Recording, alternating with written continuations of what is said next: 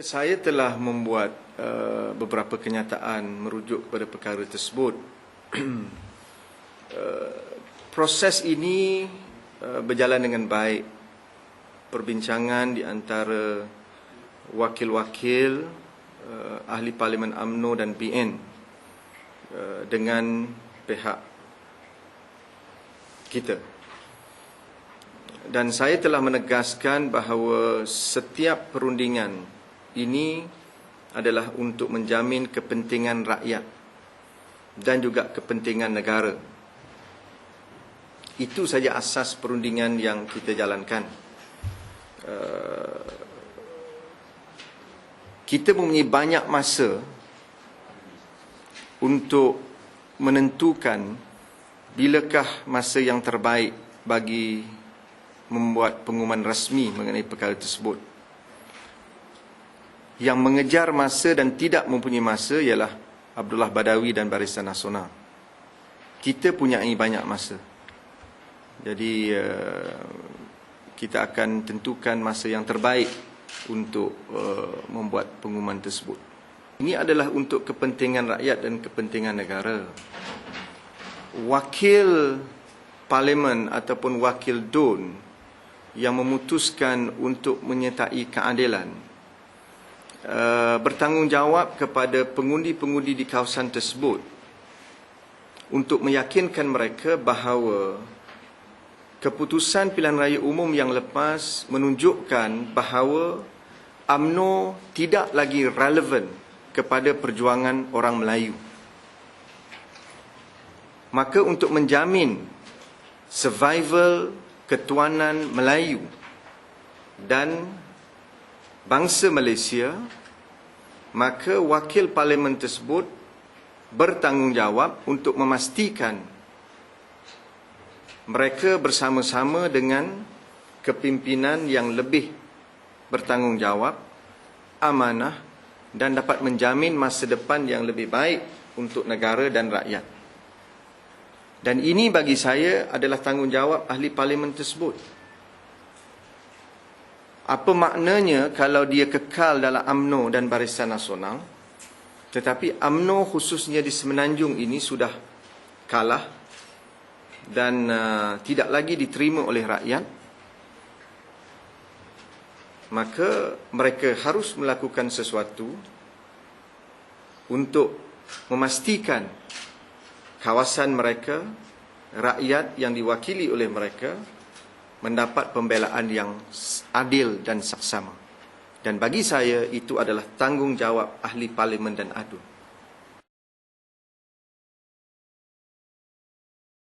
Tidak perlu letak jawatan.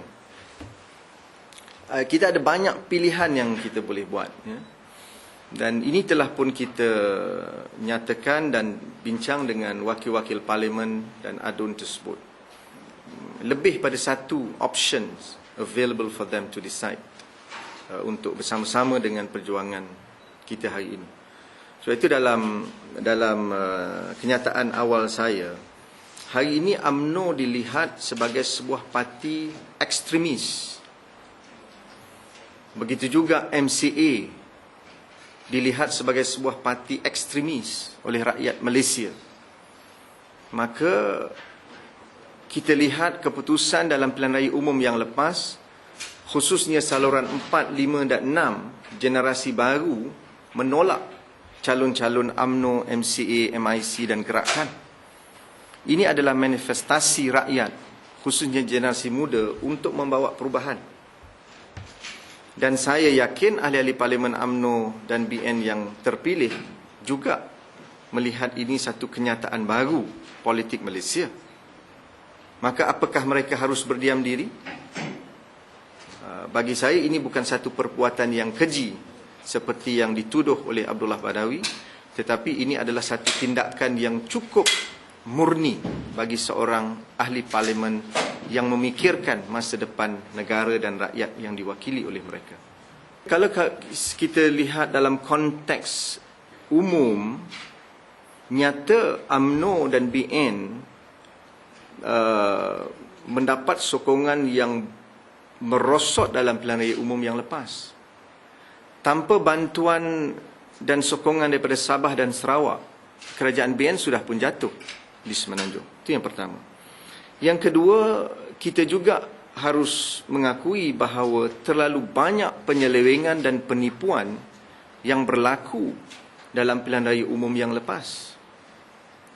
Apakah kemenangan UMNO dan BN itu benar-benar merupakan sokongan yang padu dan kuat di kawasan tersebut? Kita lihat bagaimana Perdana Menteri membatalkan penggunaan dakwat kekal beberapa hari sebelum pilihan raya umum. Sekarang ini banyak petition yang akan dikemukakan oleh keadilan untuk membuktikan bahawa terlalu banyak penyelewengan yang dilakukan oleh SPR dalam pilihan raya umum yang lepas. Maka ini juga harus diambil kira dalam menentukan masa depan negara.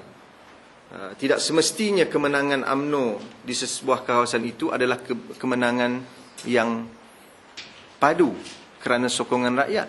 Kemenangan mereka juga kerana penipuan yang dianjurkan oleh SPR. Maka saya kira kita kena lihat dalam konteks yang menyeluruh, in totality, supaya apa juga keputusan yang dibuat oleh ahli parlimen tersebut adalah untuk kepentingan negara dan kepentingan rakyat yang diwakili. Ini bukan tawaran dalam bentuk keuangan ataupun sogokan politik. Ini tidak berlaku sama sekali. Apa yang kita tawarkan ialah satu program dan dasar perjuangan yang lebih jelas. Bukan sahaja untuk membela orang Melayu, tetapi juga untuk menjaga kepentingan kaum-kaum yang lain. Sebagai contoh, kalau you ahli parlimen daripada negeri Sabah, what do? You tengok sekarang UMNO di Semenanjung bukan sahaja sudah lemah, tetapi bercakaran sesama mereka. A lot of uncertainties tentang the future of UMNO leadership di Semenanjung. Apa you buat? You duduk diam? Sudah tentulah kalau dia ahli parlimen Sabah, termasuk daripada UMNO, kalau dia benar ahli parlimen yang bertanggungjawab, dia akan membuat sesuatu untuk memastikan kepentingan rakyat itu terjamin. Dan bila mereka melihat manifesto yang ditawarkan oleh keadilan di negeri Sabah, sebagai contoh, kita nak mengkaji semula royalty minyak bagi rakyat negeri Sabah, maka ahli parlimen dan ADO negeri Sabah akan kembali semula ke kawasan masing-masing. Lihat, keadilan menawarkan manifesto untuk menjaga kepentingan rakyat di Sabah. Lebih baik kita bersama-sama dengan mereka supaya apa yang mereka janjikan dapat dilaksanakan dan royalty minyak ini akan memberi keuntungan kepada rakyat Sabah. Ini maksud saya. Maknanya package yang kita tawarkan kepada pimpinan UMNO dan BN itu adalah dalam konteks program-program rakyat untuk menjamin kesinambungan dan ada hubungan yang baik di antara Sabah dan Sarawak dengan Semenanjung. Begitu juga dengan Sarawak. Mereka tidak ada kepentingan dengan UMNO. Tidak wujud UMNO di Sarawak. Maka buat apa mereka tunggu dan memberikan sandaran dan harapan mereka kepada UMNO apabila UMNO di Semenanjung semakin hari semakin lemah dan semakin parah.